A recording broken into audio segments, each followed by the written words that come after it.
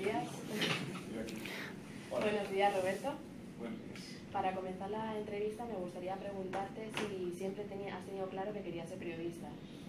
Sí, casi siempre, vamos. No recuerdo en qué momento exactamente dije quiero ser periodista, pero sí sé que ya con 13, 14 años tenía muy clara la vocación.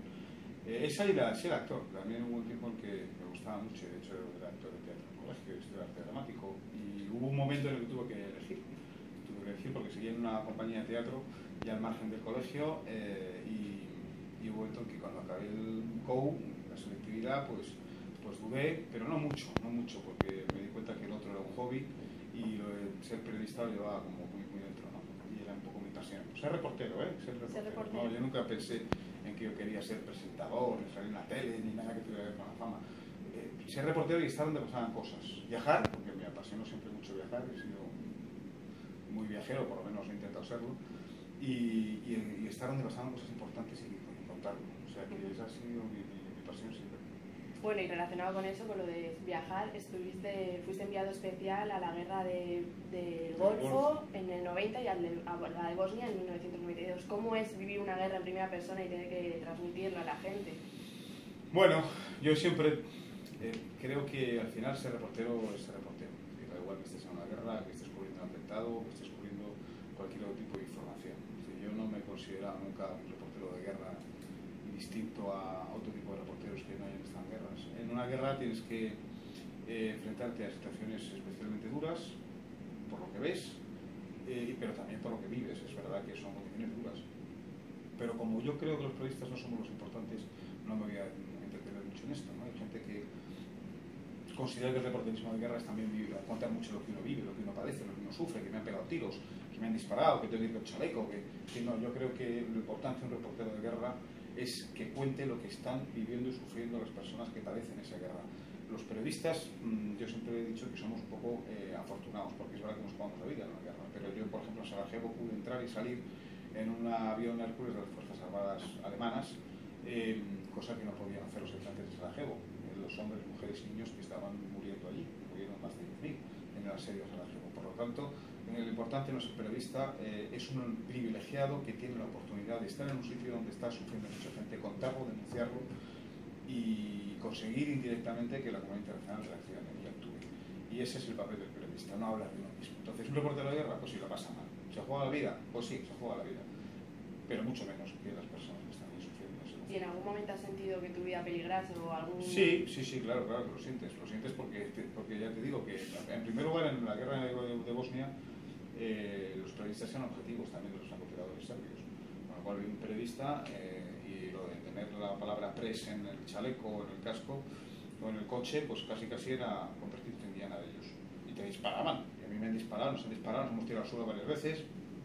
El coche en el que íbamos era un queso Gruyère, porque tenía tiros por todos lados, y sí que te juegas la vida. Y luego, hombre, pues los morteros que caían en Sarajevo y que mataban a niños, a hombres, a mujeres, en mercados, en colas del pan o en pendientes nevadas donde jugaban los niños con trineo, pues podían caer también donde había periodistas. Pero la noticia no es que mataran a los periodistas, que murieron algunos. La noticia es que mataran todos los días a hombres, a mujeres y a niños, y nosotros estamos ahí para contarlos. Yo insisto, es que no somos importantes. Luego, pues si quieres, sí, te puedo contar anécdotas, claro, pero entre colegas, pero como información no es relevante lo que me pasará a mí como reportero. Y bueno, y después has estado mucho tiempo en Antena 3. ¿Cómo fue el cambio de Antena 3 a 4?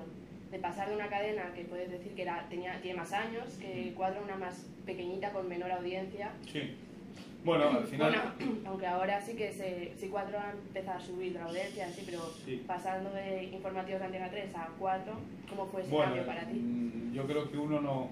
Si no buscara siempre estar en un espacio de máxima audiencia, pues a lo mejor que piense que ese es el único criterio por el que nos movemos profesionalmente, pues podría entenderse que no tenga mucho sentido, porque además fue un cambio voluntario, que fue una oferta que se me dice y me vine voluntariamente, incluso una decisión difícil porque llevaba 21 años en Antena 3, era una casa en la que prácticamente empecé, aunque venía de la radio España, pero bueno, desde que empezó Antena 3 yo estaba ahí.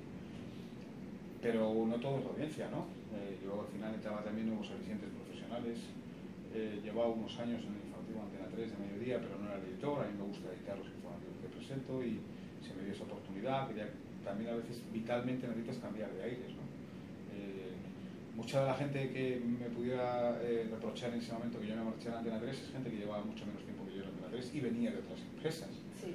Yo creo que todo el mundo tiene derecho en su vida, por lo menos una vez, ¿no?, a cambiar de aires, y además yo entendí que aquí iba a trabajar muy a gusto también, como estoy trabajando, con mucha libertad y rodeado de un equipo humano excepcional. Y bueno, pues después de 21 años no creo que nadie me pueda reprochar que me mueva laboralmente cuando mucha gente se mueve laboralmente de forma voluntaria cada 1 o 2 años, ¿no?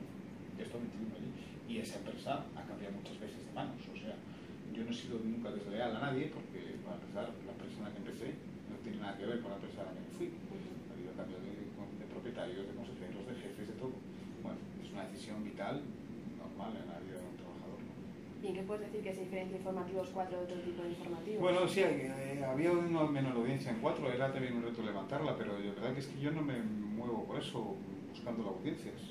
Al final quería venir a trabajar, a editar mi propio informativo, en un proyecto diferente y en donde había mucho por hacer también, ¿no? Y yo creo que efectivamente así se están levantando los informativos de 4 y bueno, es una televisión más pequeña, pero está dentro de un gran grupo, como podría ser, que estáis viendo cómo la redacción está fusionada con la de Telecinco y por tanto es el gran grupo informativo ahora mismo, porque los informativos de Telecinco son líderes.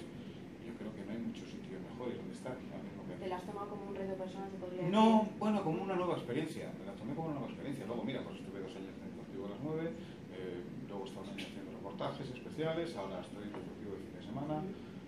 Después de 25 años es difícil hacer cosas nuevas, ¿no? Más o menos ya vuelves a hacer cosas que ya has hecho, pero desde otra perspectiva, con nuevos alicientes, también con la tranquilidad que te da llevar ya muchos años en esto. No tengo tampoco grandes ambiciones ni retos. Más que nada es disfrutar del trabajo que me sigue apasionando, del periodismo, y con la tranquilidad que te da tener más experiencia.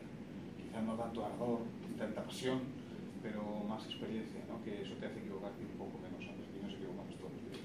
¿Y en qué horario, en qué franja horaria te sientes más cómodo? Porque eso, has pasado por varias franjas horarias, ahora estás en el fin de semana, que dicen que es el más movido porque tienes que estar todo el día. No, más movido. Se hace duro el fin de semana porque son 2 informativos al día. Y la tensión del informativo, no solamente del directo, sino la edición del informativo, el preparar un informativo, es un proceso bastante intenso. No hay tiempo para tomarse muchos cafés, ni estar mirando el WhatsApp, ni hablando con los amigos. Es un proceso muy intenso, por eso es también muy apasionante. Pero ya 2 cansa, una ya va bien, ¿verdad? Y cuando sales el domingo a las 9 de la noche, has venido a las 7 de la mañana, también el sábado, y has hecho 2 informativos, además son informativos largos el fin de semana, creo que a veces más largos de lo que deberían, pero bueno, eso son cosas de continuidad. Entonces tienes que hacer una hora informativo con pocas noticias y sobre todo con poca gente, pero tienes que llenar una hora, pues sales cansado. Y esto es físicamente cansado, luego tienes 3 días. Hay gente que 4, pero bueno, yo ya el jueves estoy aquí. Jueves y viernes son 2 días muy creativos, pues tienes que empezar a pensar en reportajes, al margen de lo que es noticia pura y dura, reportajes que puedan complementar a la información del día, porque no va a haber tantas sábado y domingo, con lo cual es mitad programa de reportajes, mitad informativo diario, y eso te permite ser más creativo y poder hacer piezas un poquito más cuidadas, algunas de ellas, hablar con los redactores, cómo quieres hacer la pieza, con lo cual es muy bonito trabajar en esa semana. Y luego es fantástico porque no están los jefes. Esto que no nos oigan, pero al final los jefes se trabajan muy bien. No, y con menos gente, no hay tanta presión ahora. Entonces yo estoy muy a gusto. Y a pocos meses, bueno, mes que queda para finalizar el año, ¿qué noticia te gustaría dar antes de que acabas este 2014? Pues que antes de que acabas este 2014 ya noticias buenas, no sé si vamos a conocer muchas. Esto de las noticias que te gustaría dar, no sé, porque es que se acabara la crisis, pero es que no se va a acabar un día, no va a ser un día para otro, vamos a decir, se acabó la crisis, aunque el gobierno lo quiera anunciar antes de tiempo. Si acabaron los conflictos que nos sacuden a todos internos, pues tampoco. Si acabó el ébola África, pues tampoco. Es que desgraciadamente las muy buenas noticias llegan poco a poco, no se producen de repente. Muy buenas noticias que se produzcan de repente un día para otro, puede ser la lotería o la victoria en el mundial. Bueno, los periodistas dicen que el mejor día del año es el de la lotería. De la lotería. Sí, puede ser, sobre todo para que la gana, pero bueno. Lo que te quiero decir es que hay siempre grandes titulares de muy malas noticias, pero las buenas noticias que existen el día a día es una gran noticia. El poder ver todos los días a tus hijos, el poder tener trabajo, eso son grandes noticias, pero no son grandes titulares que contemos en los informativos. Así que para mí la mejor noticia que podría contar es no contar muy malas noticias. hasta que acabe el año. Eso sería una mala. Y después de tantos años, de tantas noticias que has dado, ¿cuál es la más difícil que has tenido que dar? Bueno, desde un plató, sin duda fue el 11M, porque yo estaba haciendo el matinal en Antena 3 y me tocó en ese momento, además, recuerdo perfectamente todo, cómo me levanté del estudio, entre una franja de media hora y otra siguiente media hora estaba deportes, me levantaba a hablar con el equipo de edición y con producción para cambiar algunas cosas en el estudio, y en ese momento me acuerdo que dijeron, ha habido una explosión en Atocha, y a partir de allá, a 7 menos cuarto de la mañana, pues ya un especial que luego empalmó Pedro Piqueras, y los primeros momentos fueron terribles porque no sabías qué había pasado exactamente, sabías que era muy gordo porque no contestaban los servicios de emergencias, no había ningún portavoz, primeros testimonios desde las ventanas de casas de Atocha viendo a muchos muertos, y ahí ya nos dimos cuenta que era un atentado evidentemente brutal, salvaje. Y bueno, luego ya si fue ETA, pues evidentemente al principio todo el mundo pensó que era ETA, al principio, me refiero a las primeras horas. Pero bueno, en ese momento, el tiempo que yo estuve en directo, no se nos pasó por la cabeza que fue un atentado islamista, porque estábamos hablando a las 7, 8, 9 de la mañana, y a las 9:30 ya el testigo a Pedro Piqueras, que hacía la tertulia política en ese momento, y siguió con un especial. Entonces, pues era consciente incluso de que a lo mejor muchas de las personas que estaban enterándose del atentado podían ser familiares de las víctimas, ¿no? Porque a esa hora el matinal de gente que no duró mucho. Y eso no se me ha quitado nunca de la cabeza, ¿no? Es la noticia más dura que he contado, pero en fin, he vivido muchas en primera persona, siendo testigo de ellas, sobre todo atentados de ETA, ¿no? El dolor de algunos asesinatos de ETA en el País Vasco, aquí en Madrid, que yo creo que es lo que más me ha calado. Eso y el dolor de una guerra, sobre todo la de Bosnia. O sea, el Golfo fue como un gran decorado de cine, una superproducción de Hollywood.